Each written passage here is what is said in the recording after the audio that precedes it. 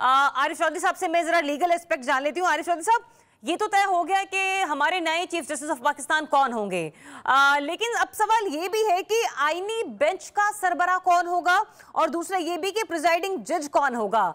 Chief justice of Pakistan की तैनाती ही सबसे बड़ा ओहदा था, या फिर आपको लगता है कि ये जो पैरेलल दो और बड़े ओहदे हैं, यहाँ पर होने वाली तैनातियों को मलहूस खातिर रखना बहुत ज्यादा जरूरी है?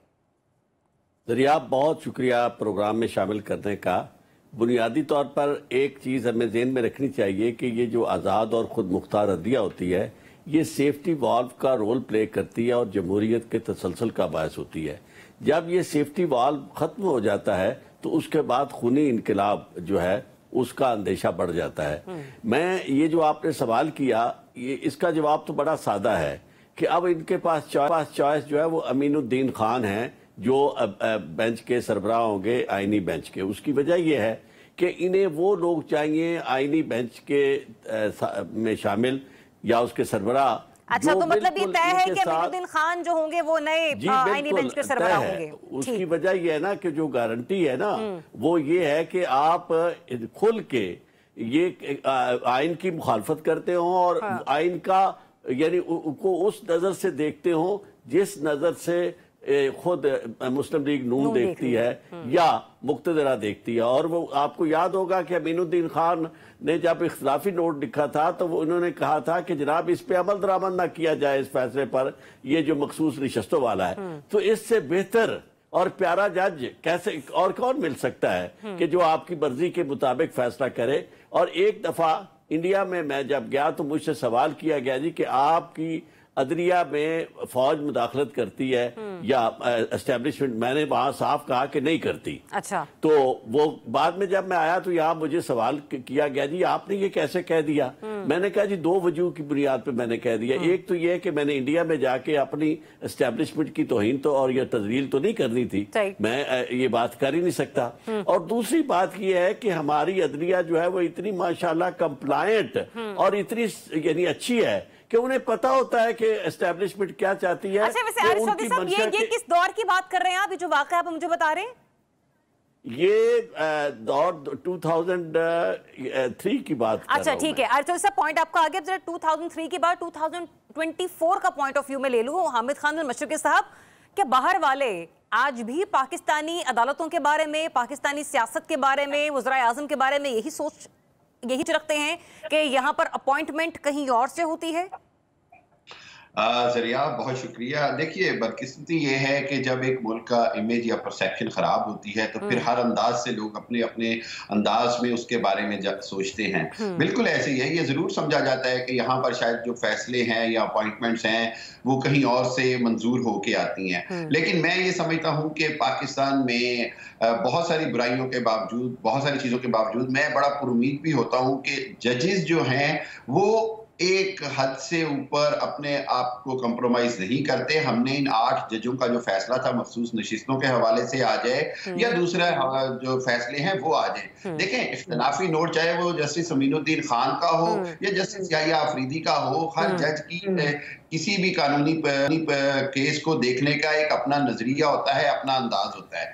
मैं नहीं समझता कि हम किसी भी तरह इस तरह का कोई बात कर सकते हैं कि कोई अदालत जो है वो किसी खास नजरिए पे चलती है। हर जज भी तो इंसान होते हैं। पूरी दुनिया में जजेस की एफिलिएशंस होती हैं और वो दुनिया को पता होता है कि जजेस का किस तरफ टिल्ट है। लेकिन उस सब के बावजूद जजेस के फैसले जो होते हैं वो मेरिट पे होते हैं। अभी जो पाकिस्तान में सूरत हाल बनी है जस्टिस याहिया अफरीदी साहब के चीफ जस्टिस बनने से, उसके बाद कुछ अहम क्वेश्चन हैं जो मेरा ख्याल है अभी तक हम नहीं कर पा रहे। जस्टिस याहिया अफरीदी की उम्र है 59 साल, ठीक है। 3 साल उन्होंने नई आईनी तरमीम से कर दिया है कि जी चीफ जस्टिस 3 साल से ज्यादा अरसा चीफ जस्टिस नहीं रह सकता। दूसरी जानिब चीफ जस्टिस के रिटायरमेंट की उम्र है 65 साल। ये 62 साल के होंगे और ये रिटायर हो जाएंगे। इस हवाले से एक एम्बिग्विटी सामने आ रही है कि क्या रिटायरमेंट की एज से पहले रिटायर कर दिया जाएगा। दूसरी बात ये कि इनके जो सक्सेसर होंगे वो कौन होंगे। 3 साल की कदगन लगाने के बाद आपने एक चीज ये कर दी कि आपने चीफ जस्टिस को लिमिटेड कर दिया, 65 साल का हो या ना हो। मैं ये समझता हूँ कि बहुत सारी चीजें बड़ी जल्दी मतलब ये एक ऐसा फॉर्मूला है कि जिसको अभी तक डिकोड नहीं किया जा सकता है। सौले जफर साहब सीनियर तज्ज़ियाकार हैं, वो हमारे साथ मौजूद हैं, उन्हें शामिल गुफ्तगू करते हैं। सौले जफर साहब, जस्टिस याहिया अफरीदी साहब की नोटिफिकेशन के बाद ये बात तो अब वाज़ेह हो चुकी है कि मकसद जस्टिस मंसूर अली शाह साहब को रास्ते से हटाना था। तो जो हामिद खान अल-मशरकी साहब अभी गुफ्तगू फरमा रहे थे, उसके बाद जिस तरीके से उन्होंने कहा ना कि अभी भी बहुत सारे हुक्म मौजूद हैं, यानी तरमीम पास तो हो गई है, अगर मगर तो रहेगी, लेकिन मेन मकसद जस्टिस मंसूर अली शाह साहब को साइडलाइन करना था, जो कि पूरा हो गया। Is that so? नहीं, मैं समझता हूं कि ये कॉन्स्टिट्यूशन को रिफाइन करना या कॉन्स्टिट्यूशन को बेहतर करने का जो अमल है, ये उसका हिस्सा है। ये दुरुस्त है कि बाकी नज़र में ये कह सकते हैं आप कि जस्टिस मंसूर अली शाह साहब जो थे, जिनका नाम पिछले निज़ाम के तहत ऊपर आ रहा था और कहा जा रहा था कि वो चीफ जस्टिस होंगे, लेकिन मैं आपसे नायक अदब के साथ ये सवाल करना चाहता हूँ कि मंसूर अली शाह साहब जो थे वो चीफ जस्टिस जरूर बनने वाले थे, लेकिन उन्हें चीफ जस्टिस किस निज़ाम के तहत बनाया जा रहा था? अच्छा। किस आइन के तहत बनाया जा रहा था? आइन की उस तशरीह को करने की जिम्मेदारी पार्लियामेंट को थी। इस पार्लियामेंट ने आइन की एक तरमीम मंजूर की थी, जिसे 18वीं तरमीम कहा जाता है। उसमें एक तरीक़ेकार दर्ज था कि जिसके तहत मुल्क का नया चीफ जस्टिस और दीगर मामलात को निपटाया गया था। और उसके तो बाद मतलब सॉलिह जफर साहब, बड़ी माजरत के साथ आप जस्टिस मंसूर अली शाह साहब की सीनियरिटी पर या उनके तजुर्बे पर, उनके कॉन्टैक्ट पर सवाल निशान लगा रहे हैं? नहीं, मैं उसमें सवाल नहीं कर रहा। मेरी मारूजात जरा तहम्मुल से सुन ले तो मैं आपको समझ आ जाएगी बात की। तो ये मंसूर अली शाह साहब सीनियर मोस्ट होने की वजह से चीफ जस्टिस बनने वाले थे, तो उसका सबब यही था कि पार्लियामेंट ने आइन के तहत इस बात की मंजूरी दी थी। उसी पार्लियामेंट ने अब ये मंजूरी दी है कि पाकिस्तान का जो चीफ जस्टिस होगा 3 सीनियर मोस्ट जजों में से एक होगा और उसका चुनाव पार्लियामेंट की एक कमेटी करेगी। दुनिया में कहाँ होता है कि पार्लियामेंट जो है, जो सबसे मावरा अदारा है मुल्क का, उसको आप किसी अदालत के सबसर्वेंट कर दें, उसके मातहत कर दें, ये नहीं हो सकता।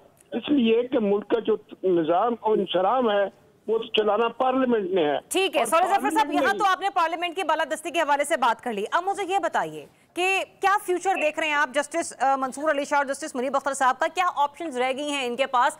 कहाँ पर इन्हें जो है एसोसिएट किया जाएगा या अपॉइंट किया जाएगा? क्योंकि आईनी बेंचेस भी बन रहे हैं, फिर प्रैक्टिस एंड प्रोसीजर कमेटी की भी जो बेंच है उसका भी तयन करना होता है चीफ जस्टिस को। मतलब आप इन शख्सियात को कहाँ पर पाएंगे मुस्तकबिल में? देखिए जी, प्रोसीजर एंड प्रैक्टिस जो का एक्ट है जी, उसके तहत तो ये इस बात का तयन जो है वो चीफ जस्टिस करेंगे कि उसमें कौन कौन होगा। लेकिन एक बात तय है कि जो 3 सीनियर मोस्ट जजेस जो होते हैं वो उसका हिस्सा होते हैं।